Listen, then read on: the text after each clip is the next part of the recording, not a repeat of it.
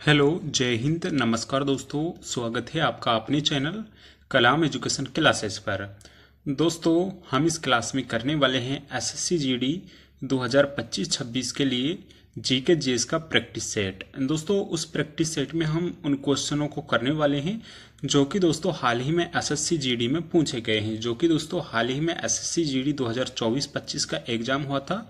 उन क्वेश्चनों को करने वाले हैं ताकि दोस्तों आपको पता चल सके कि जो एसएससी जीडी का पैटर्न रहा है वो दोस्तों कैसा रहा है। तो चलिए दोस्तों अपनी क्लास को शुरू करते हैं। दोस्तों, क्लास शुरू करने से पहले एक छोटी सी इन्फॉर्मेशन आपके लिए। अगर दोस्तों आप भी करना चाहते हैं एसएससी जीडी कर्मा बैच से अपनी तैयारी, तो दोस्तों मात्र 99 रुपीज़ में आपको ये बैच मिलने वाला है, जो कि दोस्तों RWA का रहने वाला है। अगर आपको दोस्तों एसएससी जीडी कर्मा बैच चाहिए तो आप इस व्हाट्सएप नंबर से दोस्तों हमसे कांटेक्ट कर सकते हैं। दोस्तों आपको ये बैच मात्र 99 रुपीज़ में दोस्तों मिल जाएगा। ये व्हाट्सएप का नंबर है। अगर आपको बैच चाहिए तो इस व्हाट्सएप नंबर पर दोस्तों मैसेज करें। दोस्तों कंप्लीट बैच आपको मात्र 99 रुपीज़ में मिलने वाला है। तो चलिए दोस्तों अब अपनी क्लास को शुरू करते हैं। दोस्तों हमारी क्लास का पहला क्वेश्चन है, भारत के प्रथम मुस्लिम राष्ट्रपति कौन थे। दोस्तों भारत के प्रथम मुस्लिम राष्ट्रपति कौन थे, तो ये दोस्तों जाकिर हुसैन थे। डॉक्टर जाकिर हुसैन दोस्तों भारत के प्रथम मुस्लिम राष्ट्रपति थे। ऑप्शन नंबर बी दोस्तों हमारा राइट आंसर हो जाएगा। दोस्तों बात करते हैं, भारत के प्रथम मुस्लिम राष्ट्रपति डॉक्टर जाकिर हुसैन थे, जिन्होंने दोस्तों कार्यकाल अपना 13 मई 1967 से 3 मई 1969 तक दोस्तों इनका कार्यकाल रहा था। राष्ट्रपति डॉक्टर जाकिर हुसैन को वर्ष 1954 में पद्म विभूषण, 1963 में शिक्षा और राजनीति के क्षेत्र में उत्कृष्ट योगदान के लिए भारत रत्न से सम्मानित किया गया था। दोस्तों मोस्ट इंपॉर्टेंट क्वेश्चन है, अब आपके एग्जाम में दोस्तों यहाँ से क्वेश्चन पूछे जाएंगे। डॉक्टर जाकिर हुसैन भारत के पहले राष्ट्रपति हैं जिनकी मृत्यु 3 मई 1969 को अपने ऑफिस में ही हुई थी। यानी दोस्तों भारत के पहले ऐसे राष्ट्रपति थे जिनकी मृत्यु दोस्तों उनके कार्यकाल के समय ही हुई थी। यानी दोस्तों जब वो अपने पद पर ही थे तो उनकी दोस्तों मृत्यु हुई थी। तो ये दोस्तों इंपॉर्टेंट क्वेश्चन है, 100% दोस्तों यहाँ से क्वेश्चन बनता है और पूरी उम्मीद है दोस्तों आने वाले एग्जाम में यहाँ से क्वेश्चन बनेगा। अगला क्वेश्चन है, मछलीपट्टनम या दोस्तों मसूलीपट्टनम भारत के पूर्वी तट पर एक समृद्ध बंदरगाह था जो अपने प्रसिद्ध दोस्तों किस काम के लिए प्रसिद्ध था। तो दोस्तों ये कलमकारी के लिए प्रसिद्ध था। ऑप्शन नंबर फर्स्ट दोस्तों कलमकारी हमारा बिल्कुल राइट आंसर हो जाएगा। दोस्तों बात करें अगर हम कलमकारी भारत की प्रमुख लोक कलाओं में से एक है। यह हस्तकला आंध्र प्रदेश राज्य के पूर्वी क्षेत्र में प्रसिद्ध है।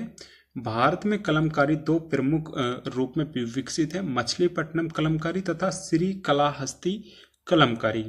मछलीपट्टनम कलमकारी में मुख्य रूप से पादपों रंगों उपयोग लकड़ी के ब्लॉक के माध्यम से किया जाता है। यह हस्तकला मुगल काल के समय से भारत में प्रचलित है। भारत के साथ साथ यह कला ईरान में भी प्रचलित है। तो दोस्तों यहाँ से जो डायरेक्ट क्वेश्चन बनता है वो यही बनता है कि कलमकारी चित्रकला का संबंध किस राज्य से है, तो वो दोस्तों आंध्र प्रदेश राज्य से है।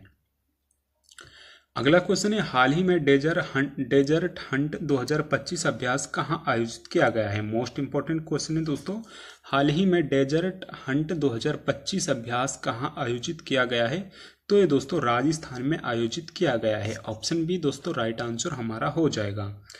बात करें दोस्तों, भारतीय वायुसेना इंडियन एयरफोर्स ने 24 से 28 फरवरी 2025 तक वायुसेना स्टेशन जोधपुर राजस्थान में एकीकृत त्रिसेवा विशेष बल अभ्यास डेजर्ट हंट 2025 का आयोजन किया। इसमें भारतीय सेना के विशिष्ट पैरा विशेष बल, भारतीय नौसेना के मरीन कमांडो और भारतीय वायुसेना के गरुड़ विशेष बल ने एक कृत्रिम वातावरण में एक साथ भागीदारी की।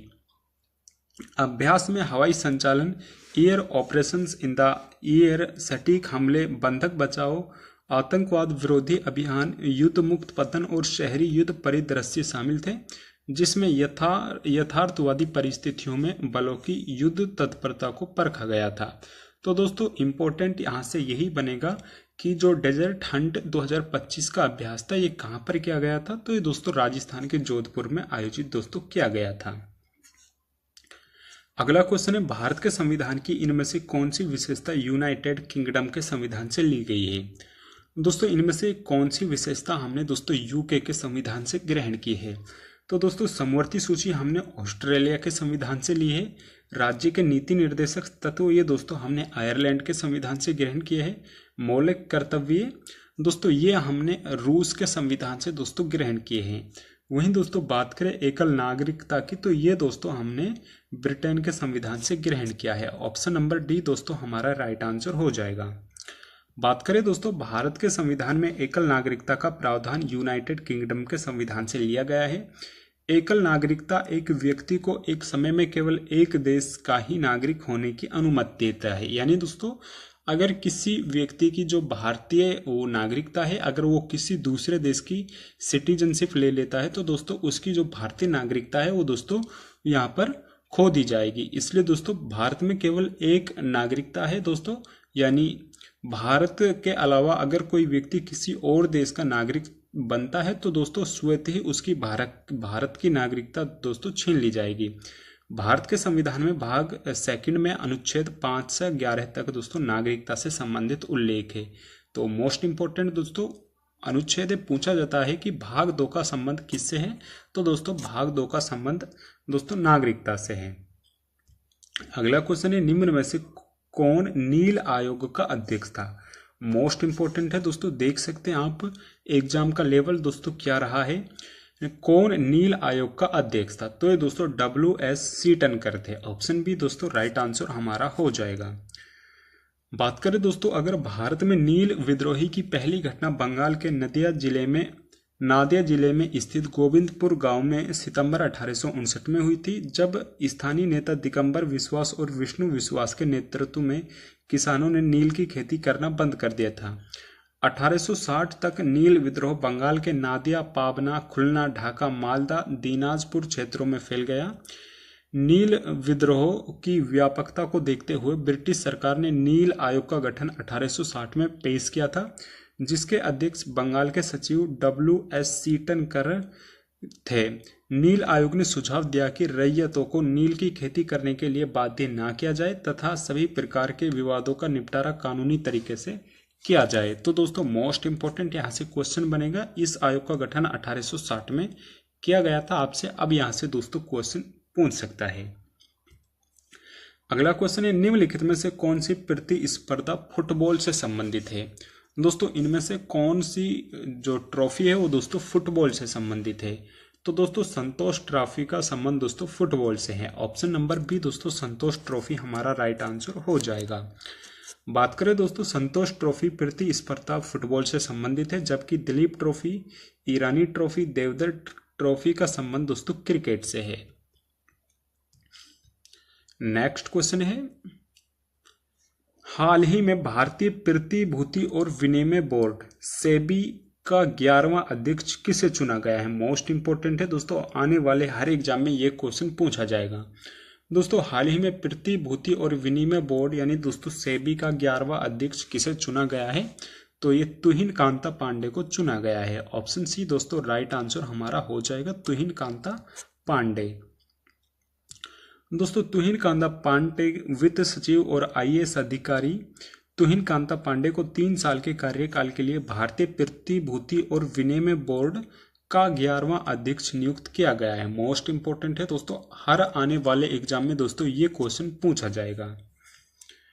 नेक्स्ट क्वेश्चन है, भारतीय संविधान का इनमें से कौन सा अनुच्छेद राष्ट्रपति के कार्यकाल से संबंधित है। मोस्ट इंपोर्टेंट है दोस्तों, राष्ट्रपति से भी संबंधित दोस्तों हर एग्जाम में क्वेश्चन पूछे जाते हैं।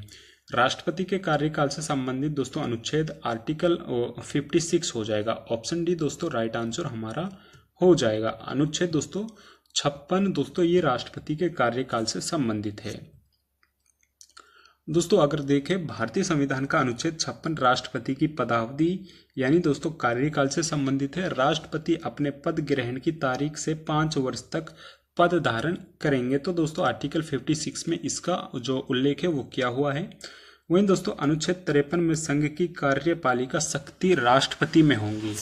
वहीं दोस्तों अनुच्छेद 54 में राष्ट्रपति के निर्वाचन से संबंधित है। आर्टिकल दोस्तों 55 राष्ट्रपति के निर्वाचन की पद्धति से संबंधित है। दोस्तों यहाँ से क्वेश्चन पूछे जाते हैं, आपको याद रखना है। आर्टिकल 53 में दोस्तों बताया गया है कि जो राष्ट्रपति है वो दोस्तों संघ का दोस्तों जो कार्यपालिका शक्ति है वो दोस्तों सभी राष्ट्रपति में निहित होंगे। आर्टिकल 54 में राष्ट्रपति के निर्वाचन से संबंधित, आर्टिकल 55 में दोस्तों जो निर्वाचन की रीति है वो दोस्तों बताई गई है। अगला क्वेश्चन है, मराठों ने सन में अहमद शाह अब्दाली से पराजित होकर सत्ता खो दी थी। मोस्ट इंपोर्टेंट है दोस्तों। पानीपत का तृतीय युद्ध दोस्तों मराठों एवं अहमद शाह अब्दाली के बीच में लड़ा गया था। यह दोस्तों यह युद्ध 1761 में लड़ा गया था, जिसमें दोस्तों जो अब्दाली था उसकी दोस्तों इसमें विजय हुई थी। वहीं दोस्तों मराठों की इसमें दोस्तों पराजित हुई थी। बात करें दोस्तों पानीपत का तीसरा युद्ध 14 जनवरी 1761 को अहमद शाह अब्दाली और मराठों के बीच हुआ, जिसमें मराठों की हार हुई थी। इस युद्ध को 18वीं सदी का सबसे बड़ा युद्ध माना जाता है। पानीपत का प्रथम युद्ध 1526 में बाबर और इब्राहिम लोदी के बीच हुआ, जिसमें दोस्तों बाबर की विजय हुई थी। एवं द्वितीय युद्ध 1556 ईस्वी में अकबर व हेमू के बीच में हुआ, जिसमें दोस्तों अकबर की विजय हुई थी। वो दोस्तों तीसरा युद्ध हमारे क्वेश्चन में जो पूछा गया है मराठे एवं अहमद शाह अब्दाली के बीच में हुआ था, जिसमें अब्दाली की विजय हुई थी और दोस्तों मराठों की इसमें हार हुई थी। तो दोस्तों काफी बार एग्जाम में पूछा यहां से क्वेश्चन जाता है। अगला क्वेश्चन है, भारत में श्वेत क्रांति मूलतः किस राज्य में शुरू हुई थी। दोस्तों इसी को दोस्तों फ्लड क्रांति भी, इसको फ्लड रिवॉल्यूशन इसी को बोला जाता है। भारत में श्वेत क्रांति मूलतः किस राज्य से शुरू हुई थी, तो ये दोस्तों गुजरात राज्य से शुरू हुई थी। ऑप्शन सी दोस्तों राइट आंसर हमारा हो जाएगा। भारत में श्वेत क्रांति मूलतः गुजरात राज्य से शुरू हुई। गुजरात में कोऑपरेटिव सोसाइटीज द्वारा सबसे पहले डेयरी डेवलपमेंट प्रोग्राम की स्थापना की गई। डॉक्टर वर्गीस कुरियन, जिन्हें श्वेत क्रांति का जनक कहा जाता है, के अधीन गुजरात सहकारी विपणन संघ लिमिटेड और राष्ट्रीय डेयरी विकास बोर्ड NDDB जैसे महत्वपूर्ण संस्थान दोस्तों स्थापित किए गए थे। मोस्ट इंपोर्टेंट है दोस्तों जो दोस्तों यहाँ पर श्वेत क्रांति थी, तो इसका जनक माना जाता है दोस्तों डॉक्टर वर्गीस कुरियन को। मोस्ट इंपोर्टेंट है, डॉक्टर वर्गीस कुरियन को इनके दोस्तों जनक माना जाता है। वहीं दोस्तों ये तो गुजरात राज्य में यहाँ पर दोस्तों सर्वप्रथम ये शुरू की गई थी। नेक्स्ट क्वेश्चन है, कौन सा मुगल स्मारक उस्ताद अहमद लाहौरी द्वारा डिजाइन किया गया था, जिसमें यूनेस्को ने 1983 में विश्व धरोहर घोषित किया था। मोस्ट इंपोर्टेंट है दोस्तों। तो ये दोस्तों ये था ऑप्शन है हमारे आगरा का किला, ताजमहल, लाल किला। तो ये दोस्तों ताजमहल था। ऑप्शन नंबर बी दोस्तों हमारा राइट आंसर हो जाएगा। बात करें दोस्तों ताजमहल भारत के आगरा में स्थित एक मकबरा है, जिसका निर्माण मुगल शासक शाहजहां ने अपनी पत्नी मुमताज महल की याद में करवाया था। ताजमहल का डिजाइन उस्ताद अहमद लाहौरी ने बनवाया। यूनेस्को ने 1983 में ताजमहल को विश्व धरोहर घोषित किया। ताजमहल को सफेद संगमरमर से बनाया गया। ताजमहल मुगल वास्तुकला का उत्कृष्ट नमूना है। हुमायूं का मकबरा हुमायूं की पत्नी हाजी बेगम ने बनवाया था। आगरा के किले का निर्माण 1565 ईस्वी में अकबर द्वारा कराया गया। वहीं दोस्तों लाल किले का निर्माण मुगल शासक शाहजहां ने करवाया था। तो ये दोस्तों सभी यहाँ पर फैक्ट्स मोस्ट इंपोर्टेंट है, यहाँ से क्वेश्चन पूछा जाता है। अगला क्वेश्चन है इंडियन लीग की स्थापना 1875 में कलकत्ता में किसके द्वारा की गई। दोस्तों इंडियन लीग की स्थापना 1875 में किसके द्वारा की गई थी, तो ये दोस्तों शिशिर कुमार घोष के द्वारा की गई थी। Option number B right answer दोस्तों हो जाएगा। दोस्तों वर्ष 1875 में इंडियन लीग की स्थापना शिशिर कुमार घोष ने की। यह भारत के प्रसिद्ध राष्ट्रवादी पत्रकार, अमृत बाजार पत्रिका के संस्थापक तथा स्वतंत्रता संग्राम सेनानी थे। इस संगठन का उद्देश्य भारतीयों में राष्ट्रीय भावनाओं को बढ़ावा देना तथा उनमें राजनीतिक चेतना फैलाना था। नेक्स्ट क्वेश्चन है, हाल ही में जारी ग्लोबल फायर पावर इंडेक्स की रक्षा बजट सूची 2025 में भारत ने कौन सा स्थान हासिल किया है। मोस्ट इंपोर्टेंट है दोस्तों, हाल ही में जारी ग्लोबल फायर पावर इंडेक्स की रक्षा बजट सूची 2025 में भारत ने कौन सा स्थान हासिल किया है, तो दोस्तों ये भारत ने चौथा स्थान हासिल किया है। ऑप्शन डी दोस्तों राइट आंसर हमारा हो जाएगा।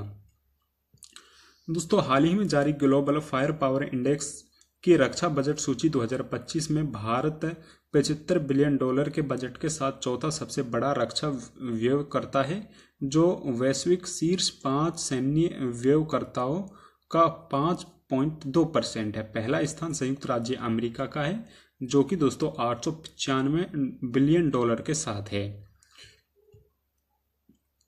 अगला क्वेश्चन है, सुएज नहर भूमध्य सागर को दोस्तों किससे जोड़ती है? सुएज नहर दोस्तों भूमध्य सागर को लाल सागर के द्वारा जोड़ती है। ऑप्शन डी राइट आंसर दोस्तों हमारा हो जाएगा। दोस्तों सुएज नहर विश्व की सबसे बड़ी कृत्रिम नहर है, जो भूमध्य सागर को लाल सागर से जोड़ती है तथा अफ्रीका महाद्वीप और एशिया महाद्वीप को अलग करती है। 1869 में बनकर तैयार यह नहर अफ्रीका महाद्वीप के मिस्र देश में स्थित है। इस नहर को बनाने में फ्रांसीसी इंजीनियर फर्डिनेंड डी लेसेप्स की महत्वपूर्ण भूमिका थी। अगला क्वेश्चन है, निम्नलिखित में से कौन सा शहर काली घाट पेंटिंग के लिए प्रसिद्ध है? काफी बार दोस्तों एग्जाम में पूछा गया है काली घाट पेंटिंग के लिए दोस्तों कौन सा शहर प्रसिद्ध है? तो ये दोस्तों वेस्ट बंगाल की राजधानी दोस्तों कोलकाता है। ऑप्शन बी राइट आंसर दोस्तों हमारा हो जाएगा।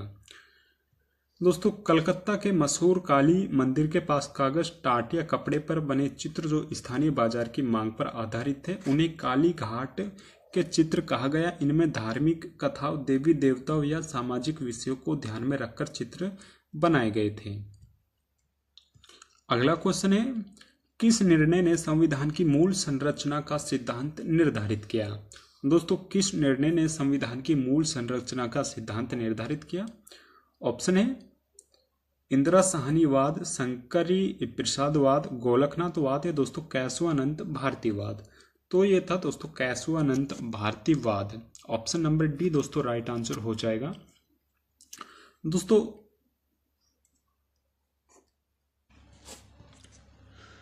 1973 में केशवानंद भारती बनाम केरल राज्य के मामले में सर्वोच्च न्यायालय की 13 न्यायाधीशों की पीठ ने यह कहा कि संसद संविधान में संशोधन कर सकती है, परंतु उसके मूल ढांचे में क्षति पहुंचाए बिना। यदि कोई संविधान संशोधन किया जाता है और उसके मूल ढांचे को क्षति पहुंचाता है, तो इस संविधान संशोधन को न्यायालय द्वारा रद्द किया जाएगा। संविधान संरचना के कुछ मूलभूत तत्वों में अनुच्छेद 368 के तहत संशोधन नहीं किया जा सकता, जो निम्नलिखित है। इसमें दोस्तों संविधान की सर्वोच्चता है, शक्तियों का बंटवारा, विधायिका, कार्यपालिका और न्यायपालिका, राष्ट्र की एकता और एवं अखंडता आदि। अगला क्वेश्चन है, कौन सा यूएन संगठन अवैध तस्करों और नशीली दवाओं के दुरुपयोग से संबंधित है? इसका आंसर दोस्तों आपको कमेंट बॉक्स में करके बताना है इसका राइट आंसर क्या होने वाला है। वहीं अगर आपको क्लास पसंद आई है तो एक लाइक जरूर करिएगा। वह चैनल पर नए हैं तो दोस्तों चैनल को सब्सक्राइब भी जरूर करिएगा। वहीं दोस्तों अगर आपको दोस्तों कोई भी बैच चाहिए तो आप हमारे व्हाट्सएप नंबर से हमसे कांटेक्ट जरूर करें। व्हाट्सएप का नंबर वीडियो के डिस्क्रिप्शन में देखने को मिल जाएगा। धन्यवाद।